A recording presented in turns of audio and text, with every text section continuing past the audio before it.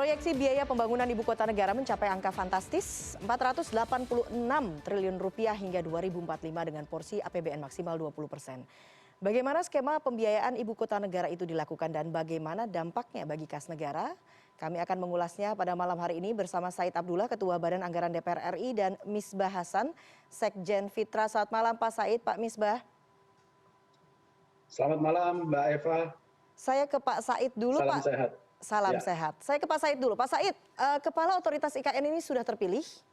Bagaimana kemudian tanggapan DPR terkait sosok Bambang Susantono atau duet Bambang dan wakilnya seperti apa? Apakah kemudian Kepala Otoritas IKN ini bisa menjawab persoalan pembangunan IKN, termasuk juga yang kita diskusikan pada malam hari ini soal anggaran?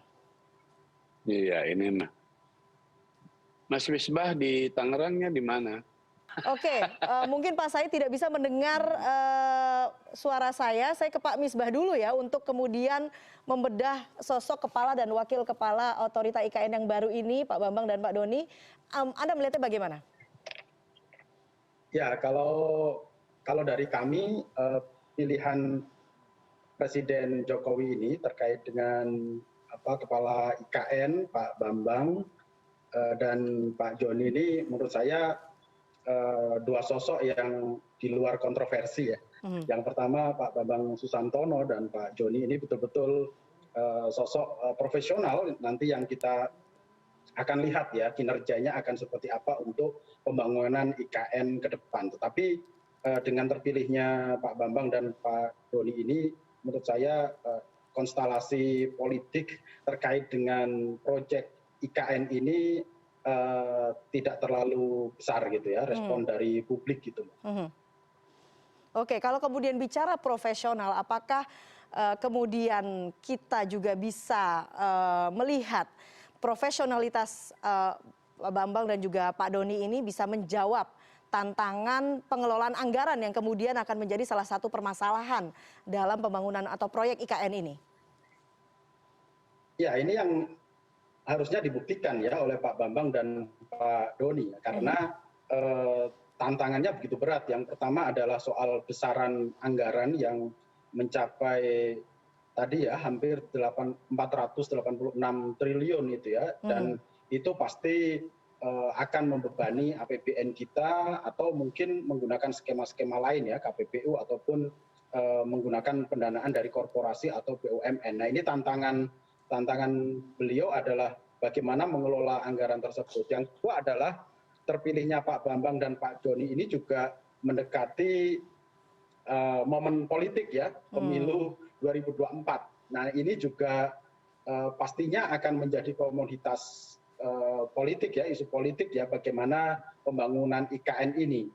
Karena jangan sampai situasi politik nasional itu nanti akan berpengaruh terhadap pembangunan IKN. Nah, ini yang harus betul-betul dijawab oleh Pak Bambang maupun Pak Joni. Oke, masalah politik dan juga masalah pengelolaan anggaran. Pak Said sudah mendengar saya, Pak Said? Baik. Nampaknya belum bisa mendengar saya ya, Pak Said. Nah, kalau kemudian kita bicara pengelolaan anggaran, targetnya adalah APBN yang digunakan adalah sebesar maksimal 20% begitu. Anda melihatnya bagaimana? Tantangannya di mana kalau begitu, Pak Misbah? Ya, yang pertama kan memang ini masih indikatif ya, bahwa pendanaan IKN itu disebutkan bahwa 20% dari APBN, artinya itu ada sekitar 93,2 triliun ya yang harus dialokasikan untuk pembangunan IKN. Nah, sementara APBN kita hingga 2022 ini kan masih mengalami defisit yang cukup besar ya, sekitar 800 triliun. Nah, itu yang menyebabkan pemerintah ini juga harus pinter-pinter ya di dalam mengelola atau menganggarkan untuk pembangunan IKN ini. Dari mana kira-kira porsinya. Nah, kemarin kan Kementerian Keuangan melalui Bu Sri Mulyani itu kan sempat mencetuskan bahwa anggaran ini akan dialokasikan melalui PEN. Nah, ini kan yang kemudian menimbulkan pro kontra gitu ya Mbak, karena anggaran ini seharusnya di luar untuk pendanaan pen yang itu dikhususkan untuk penanganan COVID. Oke, nah apakah kemudian itu dianggap menyalahi aturan? Kita akan bahas lebih lanjut lagi sesaat lagi. Tetap bersama kami di CNN Indonesia Newscast.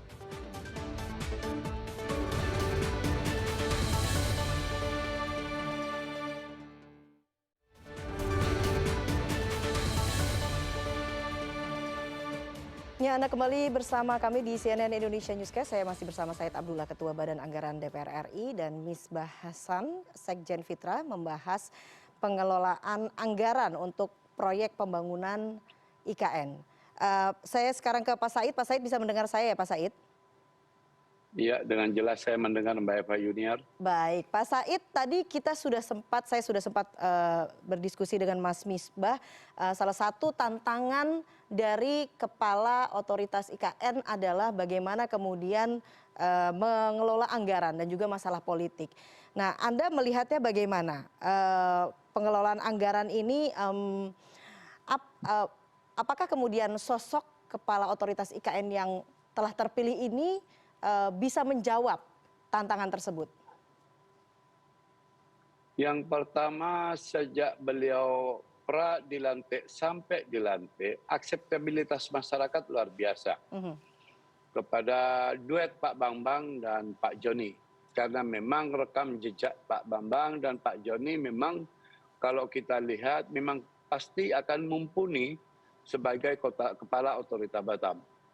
Support politik dari DPR rata-rata melihat berbagai pernyataan fraksi atau kapoksi atau alat kelengkapan di DPR itu responnya positif sekali. Oke. Artinya dari sisi politik Pak Bambang tidak ada masalah.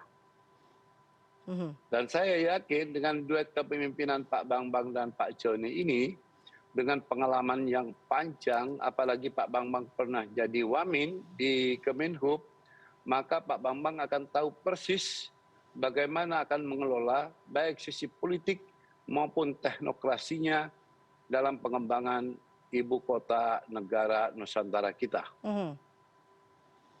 Nah, itu dari sisi politik. Bagaimana kemudian menjawab sisi tantangan anggaran begitu, pengelolaan anggaran.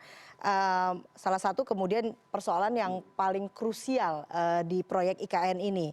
Berapa besar porsi APBN sebetulnya untuk pembangunan IKN ini, Pak Said? Begini, kalau kita akan melihat undang-undang tentang IKN, maka pembangunan IKN itu akan dilakukan setidak-tidaknya 10 tahun. Kalau memang 10 tahun, katakanlah per tahun anggarannya, let's say 46, mungkin tekanan terhadap fiskal akan besar. Dan itu tidak mungkin, sebagaimana Mas Misbah tadi menyampaikan. Maka kami bersama pemerintah dalam sharing information, sampai 2024 kira-kira IKN itu butuhnya 46 sampai 48 triliun. Karena memang target yang ingin dicapai oleh Bapak Presiden adalah Istana Kepresidenan, kemudian Sekretariat Negara, kemudian Menlu, kemudian Kemhan, dan tentu kami usulkan agar kepolisian Republik Indonesia masuk menjadi bagian dari yang dipercepat untuk sampai di Juni 2024 sudah siap. Ya. Itu butuhnya anggarannya sekitar 46 triliun dari 2022 sampai 2024. Nah, kalau bicara skema keseluruhan memang mau tidak mau, suka tidak suka, 20% APBN itu harus kita pertahankan. Tidak boleh melebihi itu. Karena apa? Akan membuat tekanan fiskal yang luar biasa ketika dia melewati batas 20%. Oke. Di luar itu pemerintah bisa mempergunakan skema pembiayaan KPBU. Yang rentang pengembaliannya nanti katakanlah kalau skema KPBU selama ini bisa 15, 20 sampai 25 tahun. Itu yang paling visible yang bisa dilakukan. Oleh karenanya begitu Pak Bambang, karena dia dari ADB, Asian Development Bank, maka tentu Pak Bambang bisa mencarikan sumber-sumber pendanaan di luar APBN. Oke, sebelum kita bahas lebih lanjut lagi soal dana-dana di luar APBN, saya ingin mengkonfirmasi ini, DPR sudah menyetujui penggunaan dana PEN untuk pembangunan IKN sebesar 12 triliun rupiah pada tahun ini. Betul begitu ya Pak Said ya? Akan seperti apa skemanya? Yang begini, itu perlu penjelasan. Karena pernyataan Menteri Keuangan untuk pembangunan ibu kota Nusantara, ibu kota negara 12 triliun itu bukan kemudian Menteri Keuangan menyampaikan 12 triliun dari PEN. Tapi Bisa saja dari PEN kalau ada irisan. Irisannya di mana? Ketika ia mampu menumbuhkan pertumbuhan ekonomi daerah. Kalau ada irisan itu, maka anggaran PEN bisa masuk kepada siapa? Kepada pemerintah daerah sekitarnya untuk menumbuhkan pertumbuhan ekonomi daerah. Dan tidak bisa kita hanya membangun saja di KIPP, kawasan jadi bukan 12 triliun begitu ya Pak Said? 12 triliun SOK. Tapi sebagian katakanlah sudah ada bendungan Sepaku yang sekarang sudah jalan sebagaimana di gambar dokumentasi ini. Kemudian juga untuk pertumbuhan ekonomi di daerah sekitar itu bisa pakai PEN. Tapi terhadap pembangunannya itu sendiri itu pasti tidak akan pakai PEN. Sehingga tidak sepotong-sepotong memaknai statement Menteri Keuangan. Oke, Pak Misbah, silakan ditanggapi. Ya, kalau kami memang artinya skenario penggunaan dana PEN ini untuk IKN itu sudah aja ya, sudah dirancang sejak awal. Misalnya di anggaran PEN tahun 2022 itu kan sekarang ini mencapai 455,62 triliun.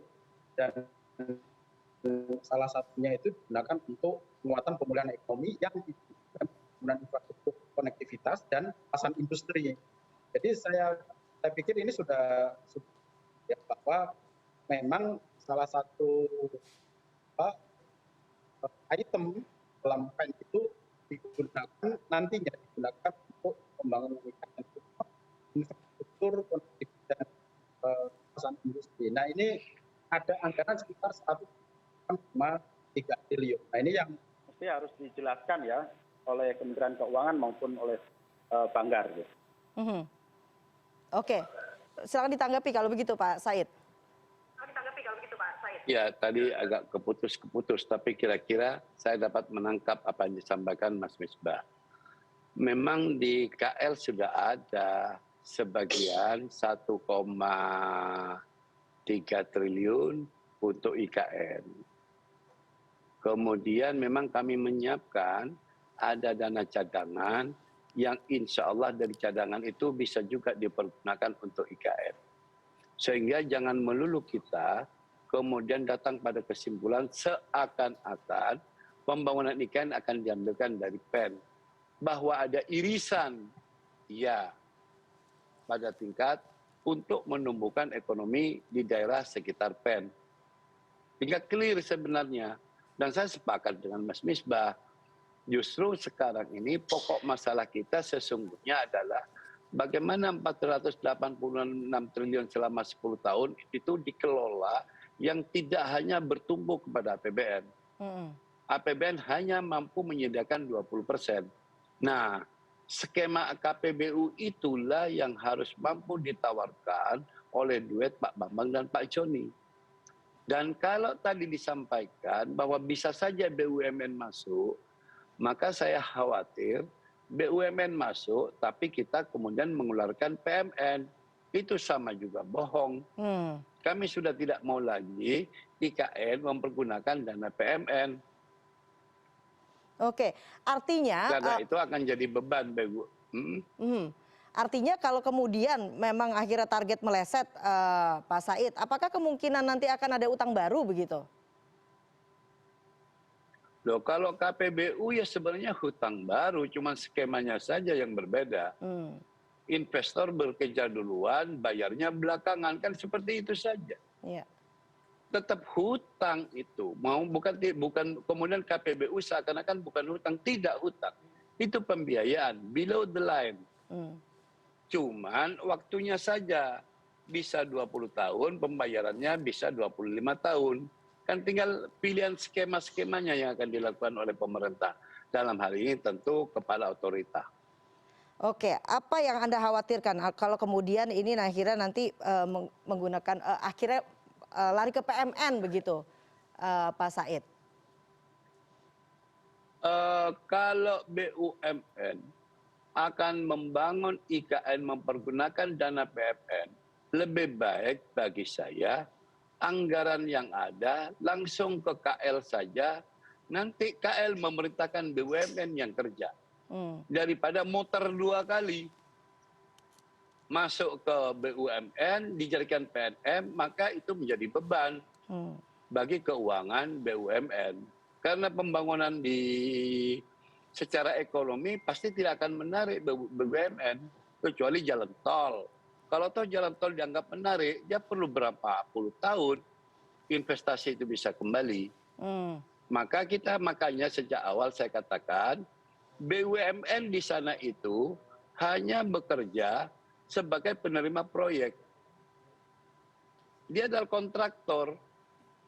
Oleh karenanya, kalau memang Presiden ingin pada Juni 2024 IKN itu mimpi Presiden tercapai keinginannya secara politik, dan itu legasi Bapak Presiden, mau tidak mau Presiden juga dalam hal ini kepala otorita, setiap pelaksanaan program pembangunan IKN itu lewat penunjukan dengan syarat ada tim asistensi dari APH, aparat penegak hukum. Karena kita berkejaran dengan waktu dan tidak ada kemewahan waktu sampai Juni 2024 itu. Iya.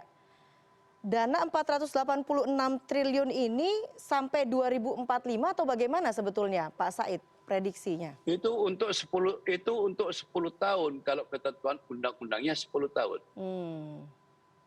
Oke. Untuk 10 tahun itu. Clear di undang-undang dibunyikan. Baik, Pak Misbah, Anda melihatnya bagaimana kalau kemudian target 20% ini meleset, apa saja opsi-opsinya? Bagaimana kemudian ini tidak mengganggu APBN? Ya, yang pertama bahwa skema tadi memang penting didorong ya kalau menggunakan selain maupun BUMN. Nah, memang sebenarnya penggunaan skema KPBU itu juga beban bagi APBN juga, tapi memang menjangka panjang. Keuntungannya adalah bahwa ketika proyek mengalami gangguan, mengalami kendala, atau bahkan tidak dilaksanakan sama sekali, itu ada konsekuensi menanggung bebannya itu bersama antara pemerintah dengan badan usaha. Tetapi memang ini menjadi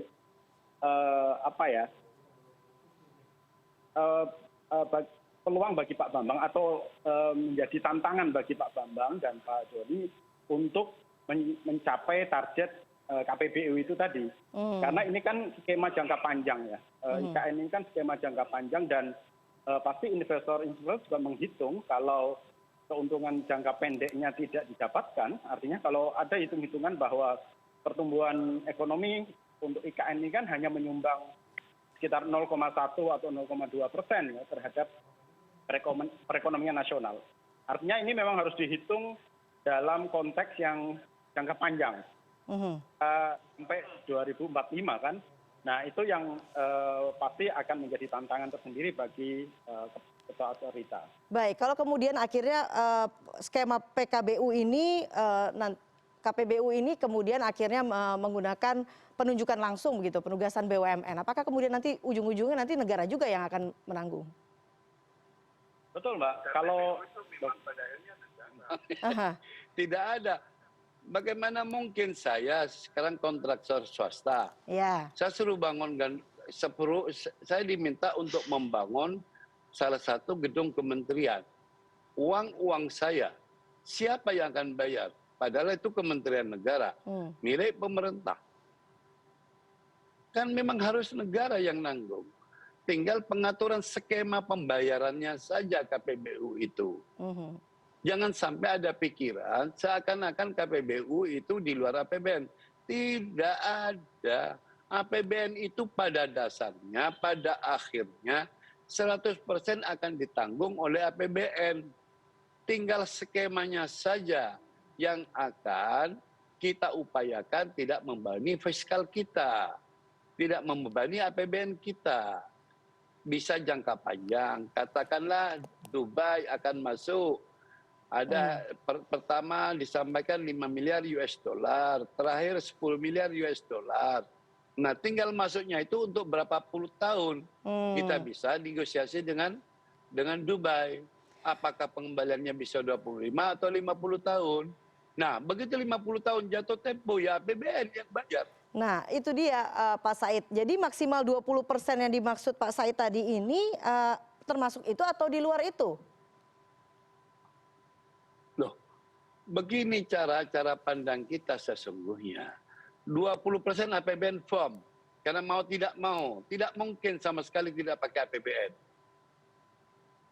Pada saat yang sama, dalam rangka akselerasi pembangunan ibu kota, kan tidak cukup APBN. Kan tidak cukup, maka perlu KPBU. KPBU itu APBN. Cuman tata cara pembayarannya saja. Oke, saya bangun sekarang, pemerintah akan bayar nanti katakanlah 20 tahun lagi, 25 tahun lagi. Kan APBN juga. Oke. Tapi kan tidak bisa serta-merta 486 triliun, sakit APBN semua. Ya. Ambrol kita. Oke.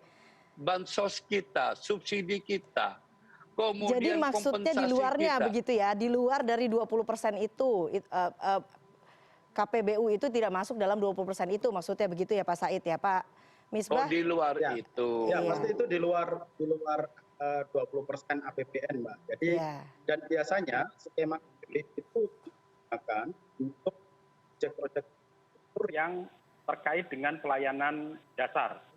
Misalnya jalan tol gitu ya, atau pengelolaan sampah. Jadi kalau di dalam skema IKN di tahap pertama ya, tahap pertama ini 2022-2024 dan tahap kedua 2025 sampai 2029 itu memang ada 7 fokus aspek infrastruktur dan lingkungan ya, 7 fokus pembangunan. Yang pertama adalah jalan tol, yang kedua TPST atau pengelolaan sampah, terus pembangunan listrik, instalasi listrik, pembangunan bendungan, sistem drainase, dan sarana peribadatan, pendidikan, kesehatan. Nah, biasanya skema KPBU itu digunakan untuk program-program yang terkait dengan infrastruktur dasar dan lingkungan seperti ini.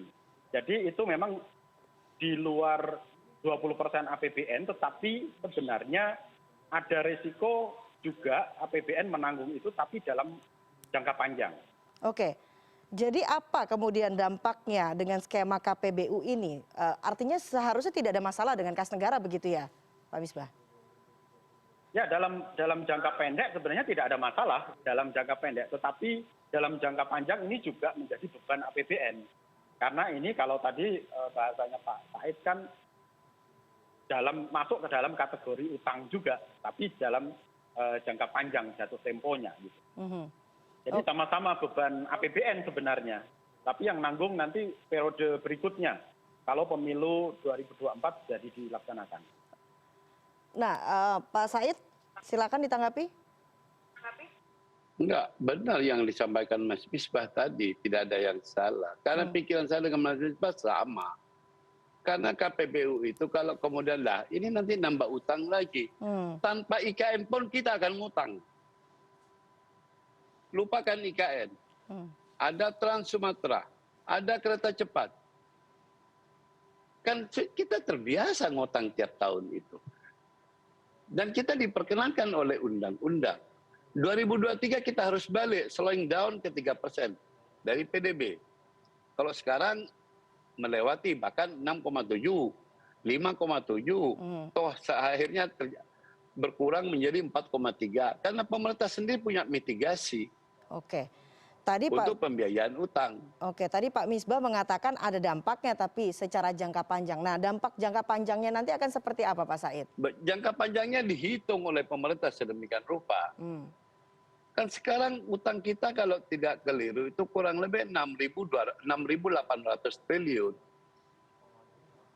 Nah, kalau Mbak Eva menanyakan, Pak sudah dihitung, nah, 6.800 triliun itu juga sudah kami hitung. Iya. Ada yang jatuh tempo 50 tahun, bahkan tahun ini aja yang kita bayar pokok dan bunganya itu kurang lebih hampir 473 triliun. Dan itu biasa saja setiap. Yang penting, sebagaimana Mas Misbah tadi menyampaikan, KPBU itu untuk hal-hal yang produktif. Jalan tol, pembangkit tenaga listrik, telekomunikasinya, dan sebagainya. Oke, Mas Misbah, kalau dari catatan Fitra, sebetulnya porsi utang kita ini apakah masih sehat? Apalagi dengan adanya proyek baru IKN ini. Ya, sebenarnya sudah mulai lampu kuning, Mbak ya. Kan bahwa utang negara kita sudah sekitar 6.000 triliun. Artinya ini sudah 3 kali lipat APBN kita ya.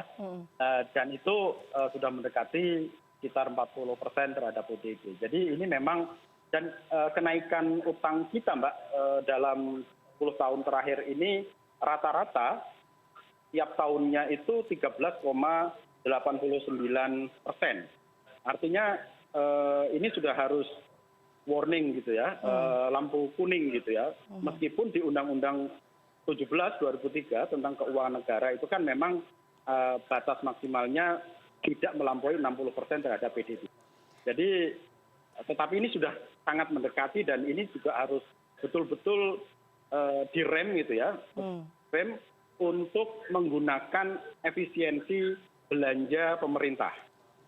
Nah, kalau IKN ini menggunakan dana-dana efisiensi dari kementerian atau lembaga atau bahkan juga pemerintah daerah yang banyak terjadi idle money gitu ya, dana yang mengendap di bank, saya pikir itu juga salah satu langkah untuk meminimalisir utang negara kita. Oke, Pak Said, saat ini sudah lampu kuning begitu. Bagaimana supaya menjaga agar akhirnya tidak jadi lampu merah kalau begitu Pak Said? Utang kita itu menjadi melonjak bukan tanpa sebab. Pandemi itu memang menekan kita. Kalau kita akan berkutat tidak ada Perpu nomor 1 yang dikeluarkan oleh Presiden dan sudah menjadi Undang-Undang nomor 2, kita tidak memperkenankan pemerintah melebihi 3%, maka yang korban adalah rakyat banyak. Jangan salah, sebab akibat utang kita. Hukum tertinggi itu keselamatan rakyat. Jangan kemudian kita mengatakan pemerintah banyak utang, padahal ada sebab. Kalau tidak ada pandemi 2020, 2021, 2022, katakanlah seperti kondisi 2014 sampai 2019 dengan pertumbuhan rata-rata di atas 5%, itu kan dahsyat sekali kita posisinya. Bahkan ketika itu keseimbangan primer kita sudah hampir minus, sudah hampir nol. Tapi begitu dihantam oleh pandemi, tidak hanya kita, setiap negara di dunia melakukan peningkatan pembiayaan utang. Kan bukan hanya kita. Ini fakta bahwa ada peringatan dari Mas Misbah, hati-hati lampu kuning. Saya terima itu peringatan itu. Baik. Supaya kita juga langkah-langkahnya ke depan sungguh-sungguh lebih prudent. Oke. Tidak hanya diletakkan bahwa Undang-Undang nomor 17 60% dari PDB. Kami juga tidak akan seperti itu. Kami akan rem juga, walaupun negara lain sudah 200% ada, 120% dari PDB ada. Tapi di kita ini kan memang jadi soal terus-menerus. Baik. Dibawanya ke arena politik, bukan dalam konteks bagaimana membangun bangsa dengan produktivitas yang tinggi. Baik. Sehingga hutang kita ke depan mitigasinya bagus dan semakin lama berhutangnya semakin rasionya turun dari PDB. Baik, sebagai penutup kalau begitu Pak Said, bagaimana kemudian bisa memastikan proyek IKN ini bisa terjaga dan tidak membuat kemudian tadi saat ini rasio utang kita sudah lampu kuning kemudian menjadi lampu merah dan juga tidak membebani kas negara. Kalau itu tak tinggal nyetelnya. Kalau saya nyetel hijau, hijau. Saya nyetel kuning, kuning. Itu gampang lah soal lampu, nggak usah dipikirin. Yang terpenting bagi kita sesungguhnya adalah kita percaya terhadap kemampuan duet Pak Bambang dan Pak Joni. Dan kita yakin bahwa Juni 2024 ibu kota negara kita resmi pindah. Itu yang paling penting. Itu legasi yang luar biasa. Habis itu kita tata ulang pembiayaan kita. Karena saya yakin tahun ini saja kalau pandemi sudah menurun, pertumbuhan kita akan bagus. 2023 juga akan kembali ke pertumbuhan tahun 2014 ke 2019 sekitar 5%-an. Kalau itu konsisten, maka fiskal kita akan Mas Misbah kan relatif ringan juga. Tekanan fiskal menjadi besar karena nggak ada pertumbuhan.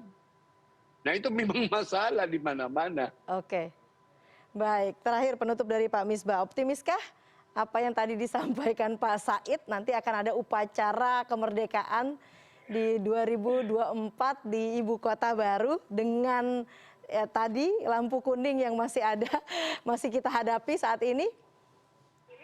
Ya, bagi kami masyarakat sipil akan terus memantau ya, karena ini bukan uang kecil gitu ya, tetapi uang yang luar biasa besar. Kita akan terus mendesak pemerintah, terutama juga Ketua IKN, Ketua Otorita IKN dan wakilnya yang baru saja dilantik untuk lebih terbuka, lebih transparan dan akuntabel di dalam pengelolaan anggaran IKN ini. Karena potensi penyimpangan, potensi penyelewengan itu pasti juga sangat besar, Mbak. Nah, ini uang besar. Saya pikir itu.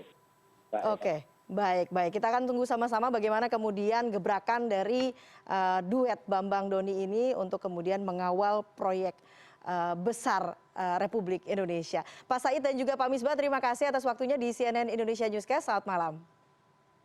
Terima kasih. Malam. Terima kasih Mas Misbah, Mbak Eva. CNN Indonesia Newscast segera kembali.